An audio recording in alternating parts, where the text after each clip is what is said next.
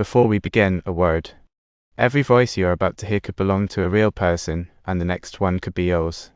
Claim a part and read it aloud at Footnotes and Folly. Click. Welcome back to Footnotes and Folly, and to Troilus and Cressida. I am Pemberton. This is part 2, and it belongs to the talkers.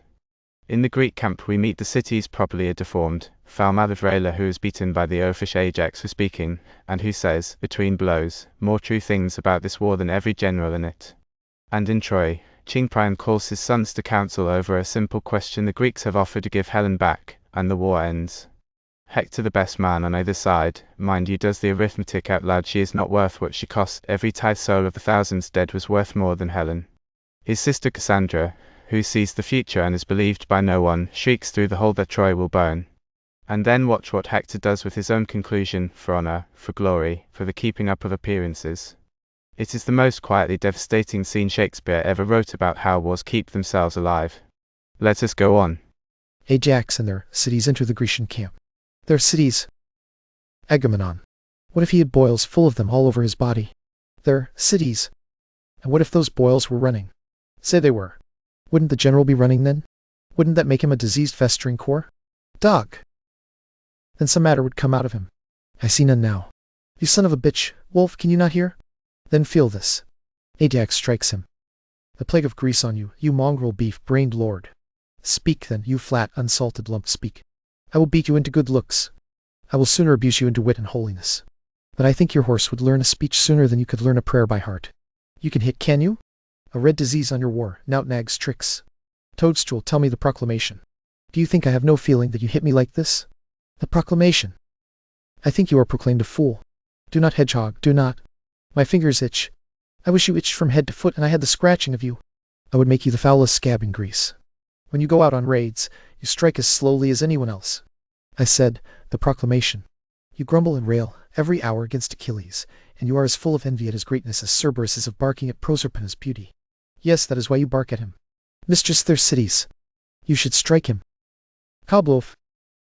He would pound you into splinters with his fist, the way a sailor breaks a biscuit. You horse and cur. Ajax strikes him. Do it, do it. You stool for a witch. Yes, do it, you boiled, brained lord. You have no more brain than I have in my elbows.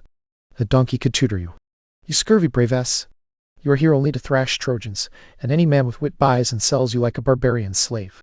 If you keep beating me, I will start at your heel and describe what you are inch by inch, you gutless thing. You dog. You scurvy lord. You cur. Ajax strikes him. Mars is idiot. Go on, brute. Go on, Chemly. Do it, do it. Achilles and Patroclus enter. Why, what is this, Ajax? Why are you doing this? What now, their cities? What is the matter, man? You see him there, do you? Yes. What is the matter? No, look at him. I am looking. What is the matter? No, study him carefully. Carefully? I am. And still you do not look carefully enough, because whoever you think he is Ajax. I know that fool. Yes, but that fool does not know himself. That is why I beat you. Look, what tiny scraps of wit he produces. His evasions have ears this long. I have beaten his brain more than he has beaten my bones. I could buy 9 sparrows for a penny, and his brain is not worth a 9th part of 1 sparrow. This Lord Achilles, this Ajax, who wears his wit in his belly and his guts in his head, I will tell you what I say of him. What? I say this Ajax. Ajax moves to strike him. No, good Ajax. Has not so much wit. No, I must hold you. As would stop the eye of Helen's needle, for whom he comes to fight. He's fool. I would have peace and quiet, but the fool will not. He there, that one. But there. Oh, you damn cur. I shall. Will you match your wit against a fool's? No, I promise you, the fool's wit would shame it. Good words, Thersites. What is the quarrel? I told the vile owl to go learn the wording of the proclamation for me, and he rails at me. I do not serve you. Well, go to.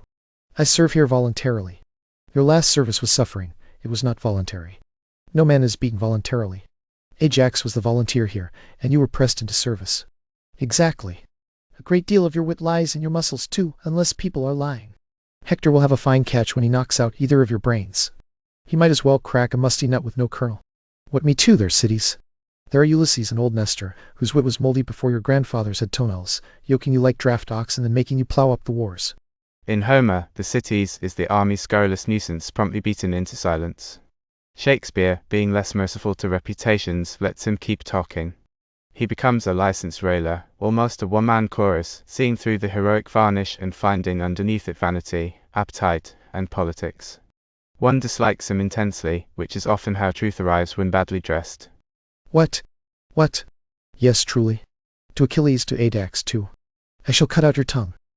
No matter. Afterward I will speak as much as you do. No more words, Thersites. Peace. Shall I hold my peace when Achilles' lapdog tells me to? There is one for you, Patroclus. I will see you hanged like blockheads before I come to your tents again. I will stay where wit is moving and leave the party of fools. Thersites exits. Good riddance. Well, sir, this is what has been proclaimed throughout our whole army. Hector, by the 5th hour of the sun tomorrow morning, will sound a trumpet between our tents and Troy and call some knight to arms, some man with courage, who dares maintain I know not what. It is trash. Farewell. Farewell. Who will answer him? I do not know. It is being put to lottery. Otherwise he would know his man. Oh, meaning you? I will go learn more about it. They exit. Priam, Hector, Troilus, Paris, and Helenus enter Priam's palace in Troy. After so many hours, lives, and speeches spent, Nestor once again brings this message from the Greeks. Hand over Helen, and every other loss of honor, time, labor, expense, wounds, friends, and whatever else dear has been consumed in the burning belly of this greedy war, shall be struck off. Hector, what do you say to it? Though no man fears the Greeks less than I do as far as my own person is concerned, still, dread Priam, no lady has a softer heart, no heart more quick to soak up fear, no one readier to cry, who knows what follows, than Hector is. The wound that peace can heal is safety, secure safety, but modest doubt is called the wise man's beacon, the probe that searches to the bottom of the worst. Let Helen go. Since the first sword was drawn over this question, one soul in every 10 among many thousands has been as dear as Helen, I mean among our own. If we have lost so many tenths of ours to guard a thing that is not ours, and would not be worth 1/10 of what we spent even if it bore our name, what merit is there in the argument that refuses to give her up? Shame, shame, my brother. Do you weigh the worth and honor of a king as great as our dread father on a scale of common ounces? Will you use counters to add up what is beyond all measure, and try to bind that fathomless greatness with spans and inches as small as fears and calculations? Shame, for holy shame! No wonder you bite so sharply at reason, when you are so empty of it. Should our father not govern his great affairs by reason, because your speech has none to tell him so? You are made for dreams and sleep, brother priest. You line your gloves with reason. Here are your reasons. You know an enemy means to harm you. You know a drawn sword is dangerous, and reason flees from everything that can do harm. Who is surprised, then, when Helenus sees a Greek and his sword, if he puts the wings of reason on his heels and flies like Mercury scolded by Jove, or like a star knocked out of its sphere? No, if we are to talk of reason, let us shut our gates and sleep. Manhood and honor would have the hearts of hares if they fattened their thoughts with this over treason. Reason and caution make the liver pale and courage droop. Brother, she is not worth what it costs to keep her. What is anything worth except what it is valued at? But value does not live in one person's private will. It gets its estimate and dignity from what is precious in itself as well as from the one who prizes it. It is mad idolatry to make the service greater than the god, and the will is foolish when it gives such honor to what it is diseased by loving, unless that thing shows some image of the merit loved. Suppose I take a wife today, and my choice is guided by my will is kindled by my eyes and ears, those two practiced pilots between the dangerous shores of desire and judgment. If afterward my will dislikes what it chose, how can I avoid the wife I chose? There is no way to slip away from this and still stand firm by honor. We do not send silks back to the merchant after we have soiled them, nor do we throw the leftover food carelessly into a sieve, because we are now full. It was judged fitting that Paris should take some revenge on the Greeks. Your voices with full consent filled his sails. The seas and winds, old quarrellers, made a truce and served him. He reached the ports he desired, and in exchange for an old aunt whom the Greeks held captive, he brought back a Grecian queen whose youth and freshness make Apollo wrinkled and the morning stale. Why do we keep her? The Greeks keep our aunt. Is she worth keeping? Why, she is a pearl whose price has launched above 1,000 ships and turned crowned kings into merchants. If you admit it was wise for Paris to go as you must, since you all cried, "Go, go," and if you confess he brought home a worthy prize, as you must, since you all clapped your hands and cried, "Beyond price," then why do you now lower the value of your own wisdom's result, and do a thing fortune never did, make poor the value you once prized richer than sea and land? O base is theft, that we have stolen what we are afraid to keep. And unworthy thieves we are of a thing so stolen, if we would give ourselves the disgrace in our own country that we are afraid to answer for in our native place. Cassandra cries out from within. Cry, Trojans, cry! What noise, what shriek is this? It is our mad sister. I know her voice. Cry, Trojans! It is Cassandra. Cassandra enters, raving. Cry, Trojans, cry! Lend me 10,000 eyes, and I will fill them with prophetic tears. Peace, sister, peace. Virgins and boys, middle age and wrinkled old age, soft infants who can do nothing but cry, add your voices to my cries. Let us pay early half of that great weight of sorrow still to come. Cry, Trojans, cry! Train your eyes with tears. Troy must not exist, nor noble Ilion stand. Our firebrand brother Paris burns us all. Cry, Trojans, cry! A Helen and a woe! Cry, cry! Troy burns, or else let Helen go. Cassandra exits. Now, youthful Troilus, do these high strains of prophecy in our sister stir no touch of remorse in you? Or is your blood so madly hot that no reasoning, and no fear of bad success in a bad cause, can cool it? Why, brother Hector, we must not think the justice of every act is only what the outcome makes it, nor should we let the courage of our minds sink because Cassandra is mad.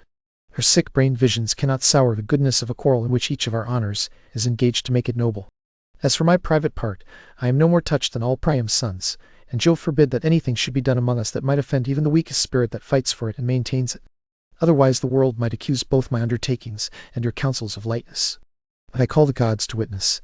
Your full consent gave wings to my desire and cut off all the fears that attended so dangerous a project. For what, alas, can these single arms of mine do? What defense is there in one man's valor against the attack and hatred this quarrel would stir up? Yet I swear, if I alone had to pass through these difficulties, and had as much power as I have will, Paris would never take back what he has done, nor faint in pursuing it. Paris, you speak like one besotted with your sweet delights. You still have the honey, but these others have the gall, so to be valiant in this is no praise at all. Sir, I do not set before myself only the pleasures such beauty brings. I would have the stain of her fair seizure wiped off by keeping her honorably. What treason it would be to the ransacked queen, what disgrace to your great worths, and what shame to me now to give possession of her up on terms of base compulsion. Can it be that so degenerate a thought should once set foot in your noble hearts? There is not the lowest spirit on our side without a heart to dare or a sword to draw when Helen is defended, and none so noble that his life would be badly spent, or his death without fame, where Helen is the subject. Then I say we may well fight for her, whom we know well the world's wide spaces cannot equal. Paris and Troilus, you have both spoken well, and on the cause in question now in hand you have argued, but only on the surface, much like young men, whom Aristotle thought unfit to hear moral philosophy. The reasons you bring forward serve the hot passion of disordered blood more than they make a free decision between right and wrong, for pleasure and revenge have ears more deaf than adders to the voice of any true judgment. Nature requires that all dues be rendered to their owners. Now, what debt in all humanity is nearer than a wife is to her husband? If this law of nature is corrupted by affection, and if great minds, through partial indulgence of their numb wills, resist it, then there is a law in every well-ordered nation to curb those raging appetites that are most disobedient and rebellious. If Helen, then, is wife to Sparta's king, as it is known she is, these moral laws of nature and of nations speak aloud to have her returned. To persist in doing wrong does not lessen wrong, but makes it much heavier. Hector's opinion in the way of truth is this. Yet, nevertheless, my spirited brothers, I lean toward your decision to keep Helen still, for this is a cause that depends greatly on our joint and separate dignities. There it is the whole war weighed, condemned, and then continued. Hector cites nature, nations, marriage, and justice, and is correct by every law he names then honor strolls and wearing their helmet and overturns the verdict. This is Shakespeare's anti-heroic genius.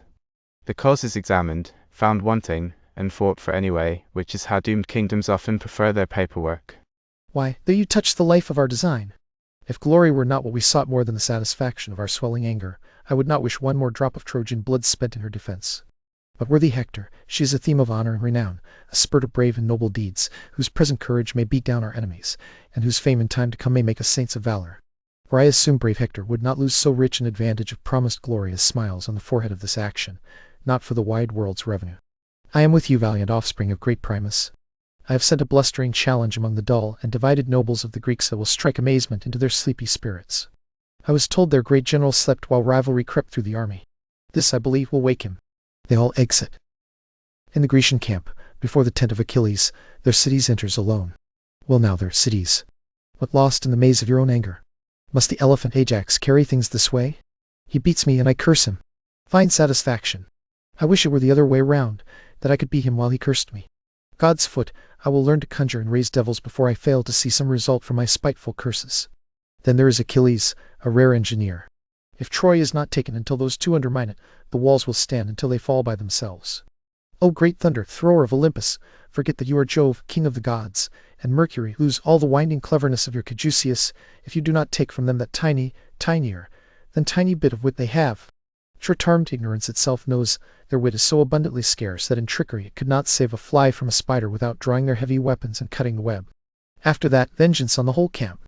or rather the Neapolitan bone ache, for that, I think, is the curse hanging over men who fight for a slit in a petticoat. I have said my prayers, and let devil envy say amen. What ho! My lord Achilles! Patroclus enters. Who is there? Thersites. Could Thersites come in and rail? If I could have remembered a gilded counterfeit, you would not have slipped out of my thoughts, but no matter, yourself upon yourself. May the common curse of mankind, folly and ignorance, be yours and great income. May heaven keep you from a tutor, and may discipline never come near you. Let your blood guide you until you die. Then, if the woman who lays you out says you are a handsome corpse, I will swear and swear again that she never shrouded anyone but lepers. Amen. Where is Achilles? What, are you devout? Were you praying? Yes, may the heavens hear me. Amen. Achilles enters. Who is there? Thersites, my lord. Where? Oh, where? Have you come? Why, my cheese, my digestion, why have you not served yourself into my table for so many meals? What is Agamemnon? Your commander, Achilles. Then tell me, Patroclus, what is Achilles? Your lord Thersites. Then tell me, I pray you, what is Thersites? You're nowhere, Patroclus. Then tell me, Patroclus, what are you? You must tell that since you know. Oh, tell. I will decline the whole question. Agamemnon commands Achilles. Achilles is my lord. I am Patroclus's knower, and Patroclus is a fool. You rascal. Peace, fool. I have not finished. He is a privileged man. Go on, Thersites. Agamemnon is a fool, Achilles is a fool, Thersites is a fool, and as I said before, Patroclus is a positive fool. Prove how that follows. Come. Agamemnon is a fool to try to command Achilles. Achilles is a fool to be commanded by Agamemnon. Thersites is a fool to serve such a fool, and this Patroclus is a fool outright. Why am I a fool? Ask that question of the Creator. It is enough for me that you are. Look who comes here. Agamemnon, Ulysses, Nestor, Diomedes, Ajax, and Calchas enter. Come, Patroclus, I will speak with nobody. Come in with me, Thersites. Achilles exits. Here is such patchwork, such juggling, and such villainy. The whole argument is a whore and a cuckold, a fine quarrel to draw jealous factions together and bleed to death over. Now may a dry scab spread over the subject, and may wars and lechery confound all. Thersites exits. Where is Achilles? Inside his tent, but in a poor mood, my lord. Let him know that we are here. He scolded our messengers, and we set aside what belongs to our rank by visiting him ourselves. Tell him so, in case he thinks we dare not raise the question of our station, or do not know what we are. I shall tell him so. Patroclus exits. We saw him at the opening of his tent. He is not sick. Yes, lion sick, sick with a proud heart. You may call it melancholy if you want to favor the man, but by my head it is pride. But why? Let him show us a cause. A word, my lord. Ajax takes Agamemnon aside. What makes Ajax bark at him like this? Achilles has lured his fool away from him. Who, Thersites? Yes. Then Ajax will lack material, if he has lost his subject. No, you see, Achilles has the one who has his subject. So much the better. Their division suits our wish better than their alliance. But it was a strong bond that a fool could break apart. The friendship that wisdom has not knitted, folly may easily untie. Patroclus returns. Here comes Patroclus. No Achilles with him. The elephant has joints, but none for courtesy. His legs are legs of necessity, not of bending. Achilles bids me say that he is very sorry if anything more than your sport and pleasure moved your greatness and this noble company to call on him. He hopes it is nothing else but for your health and your digestion, and after dinner breath of air. Listen, Patroclus. We know these answers too well, but his evasion, though winged so swiftly with scorn, cannot fly beyond our understanding. He has much worth, and we have much reason to give it to him.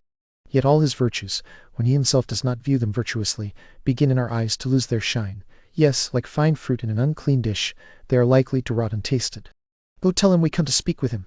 He will not sin if you say we think him too proud and not honest enough, greater in his own assumption than in the judgment of others, and that men worthier than he are here attending on the savage strangeness he puts on, disguising the sacred strength of their command, and signing themselves down as observers of his moody dominance. They watch his course and time, his ebbs and flows, as if the passage and whole stream of this campaign rode on his tide. Go tell him this, and add that if he holds his price so high, we will have none of him. Let him, like an engine too heavy to move, lie under this report. Bring action here. This cannot go to war. We give allowance to a stirring dwarf before a sleeping giant. Tell him so. Achilles sulking in his tent does come from Homer, but Shakespeare sharpens the embarrassment. This is the heroic age presented as office politics with helmets. Remember, too, that around this play lies Shakespeare's famous genre problem Quarto, Folio, comedy, tragedy, satire. Even the book trade could not decide where to put the thing, which feels rather apt. I shall, and bring his answer presently. Patroclus exits. We will not be satisfied with the second voice. We come to speak with him. Ulysses, you go in. Ulysses exits. What is he more than another man? No more than what he thinks he is. Is he that much? Do you not think he thinks himself a better man than I am? No question. Will you agree with his thought and say he is? No, noble Ajax. You are as strong, as valiant, as wise, no less noble, much more gentle, and altogether more manageable. Why should a man be proud? How does pride grow? I do not know what pride is. Your mind is the clearer, Ajax, and your virtues the finer. The proud man eats himself up. Pride is his own mirror, his own trumpet, his own chronicle, and anything that praises itself except in action devours the action into praise. Ulysses returns. I hate a proud man as I hate the breeding of toads. And yet he loves himself. Is it not strange? Achilles will not go to the field tomorrow. What is his excuse? He relies on none, but carries on the current of his own inclination without observing or respecting anyone, following his private will and his own self-approval. Why will he not, at our fair request, leave his tent and share the air with us? Things as small as nothing, only because they are requested, he makes important. He is possessed by greatness, and speaks not even to himself without a pride that quarrels with his own breath. Imagined worth holds such swollen, heated talk in his blood that between his mind and his active powers, kingly Achilles rages in rebellion and batters down himself. What should I say? He is so plague-struck with pride that its death signs cry, no recovery. Let Ajax go to him. Dear lord, go greet him in his tent. It is said he respects you, and at your request will be led a little away from himself. O Agamemnon, do not let it be so. We will consecrate the steps Ajax takes when they lead away from Achilles. Shall the proud lord, who bastes his arrogance in his own grease, and never lets any matter of the world enter his thoughts except what turns and chews upon himself, shall he be worshipped by one whom we hold as an idol more than he? No, this thrice worthy and truly valiant lord shall not make common his palm, nobly earned, nor by my will subject his merit, as richly titled as Achilles is, by going to Achilles. That would fatten his already fat pride, and add more coals to cancer when he burns with great Hyperion for his guest. This lord go to him. Jupiter forbid it, and say in thunder, Achilles go to him. Oh, this is well. He touches the vein in him. And see how his silence drinks up this applause. If I go to him, I will smash him in the face with my armed fist. Oh no, you shall not go. If he is proud with me, I will comb down his pride. Let me go to him. Not for all the worth that hangs upon our quarrel. A paltry, insolent fellow. How he describes himself. Can he not be sociable? The raven scolds blackness. I will bleed his humors. He will be the physician who should be the patient. If all men were of my mind, wit would go out of fashion. He should not carry it like this. He should eat his words first. Shall pride win the day? If it did, you would carry half of it. He would have 10 shares. I will knead him. I will make him supple. He is not warm enough yet. Force him with praises. Pour them in, pour them in. His ambition is dry. My lord, you feed too much on this dislike. Our noble general, do not do so. You must prepare to fight without Achilles. Why, it is this very naming of him that does him harm. Here is a man, but it is before his face. I will be silent. Why should you be? He is not jealous and rivalrous as Achilles is. Let the whole world know he is as valiant. A horse and dog, to play fast and loose with us like this. I wish he were a Trojan. What a fault it would be in Ajax now, if he were proud. Or greedy for praise. Yes, or born surly. Or distant, or in love with himself. Thank the heavens, Lord, that you are of such sweet composition. Praise the man who begot you, and the woman who nursed you. May your tutor be famous, and may your natural gifts be 3 times more famous, beyond all learning. But the man who trained your arms to fight, let Mars divide eternity in 2 and give him half, and as for your vigor, let bull, bearing Milo yield his title to sinewy Ajax. I will not praise your wisdom, which, like a boundary, a fence, a shore, confines your spacious and expanded qualities. Here is Nestor, instructed by ancient times. He must be wise, he is wise, he cannot but be wise. But pardon me, Father Nestor, if your days were as green as Ajax's, and your brain so tempered, you would not have the eminence over him, but would be as Ajax. Shall I call you father? Yes, my good son. Be ruled by him, Lord Ajax. There is no staying here. The stag Achilles keeps to the thicket. May it please our great general to call together all his council of war. Fresh kings have come to Troy. Tomorrow we must stand firm with all our main strength, and here is a lord let knights come from east to west and choose their flower. Ajax shall face the best. Let us go to council. Let Achilles sleep. Light boats sail swiftly, though greater hulks draw deep. They all exit. And there we pause, with the war twice ratified by men who know better. Hector proved Helen worthless and then voted to keep her. Achilles was begged to fight and declined the honor, and the generals, unable to move their best man, have settled for pumping up their thickest one. Ajax now so swollen with flattery that the cities can hardly find language enough to mock him. You may notice the only person in either camp whose account of things has been strictly accurate is the one everybody kicks. Next time, in part 3's Helen herself at last idle, giggling, and costing a city, and in an orchard in Troy, Pandarus finally brings Troilus and Cressida together, where they swear the vows that will make all three of their names into common nouns. Mind the footnotes, and beware the folly. One last thing before you go. There is a part on our stage still wanting a voice, and it may as well be yours. Come and read for us at footnotesandfolly.click, and be in the next telling rather than only watching it. And before the lamp goes out, a small request. If something tonight taught you, or surprised you, or simply delighted you, do leave a comment and tell me what it was. And if there is a work, an author, or a tale you should like me to take up next, set it down there as well.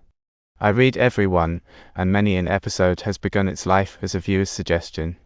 Until next time.